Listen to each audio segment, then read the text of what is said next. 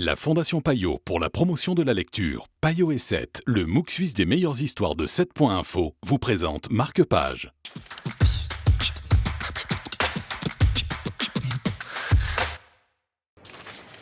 Bonjour et bienvenue dans Marque-Page. Bonjour Julien. Bonjour Jessica. Aujourd'hui, ce petit livre d'Isabelle Stengers, je ne sais pas si Stengers, ok, s'appelle Résister au désastre. Alors, Isabelle Stengers est une philosophe, chimiste, un peu tout ça en même temps. C'est ça, exactement.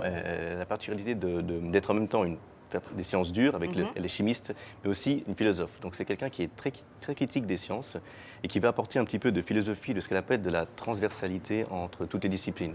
Pour elle, les sciences ne doivent pas être cantonnées à un seul domaine, mais qu'elles doivent toutes résonner entre elles pour pouvoir faire avancer les choses, notamment en écologie pratique. Et donc, ça parle justement d'écologie, ce petit livre. Ça nous donne quoi? Un peu des pistes? Ou est-ce que c'est plutôt une réflexion sur la façon dont on doit finalement gérer les problèmes écologiques? Alors, il y a un peu des deux.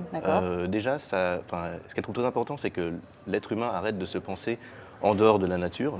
Il faut penser avec, pour, et elle parle d'interdépendance. On dépend et elle dépend de nous, en fait. C'est comme ça qu'elle aime bien voir la nature, ce qui est un concept assez difficile à mettre en lumière.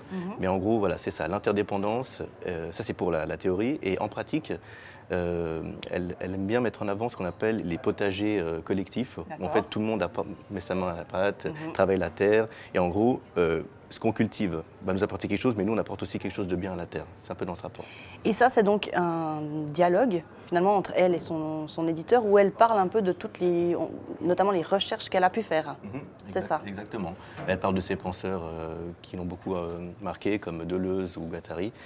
Et cet essai est une bonne porte d'entrée pour se faire une idée de ce qu'elle a pensé d'Isabelle Stengers, qui est un peu complexe, donc c'est bien de commencer par ça. Alors on va essayer de commencer par ça. Isabelle Stengers, Résister au désastre, notre conseil dans Marque-Page aujourd'hui. À très bientôt.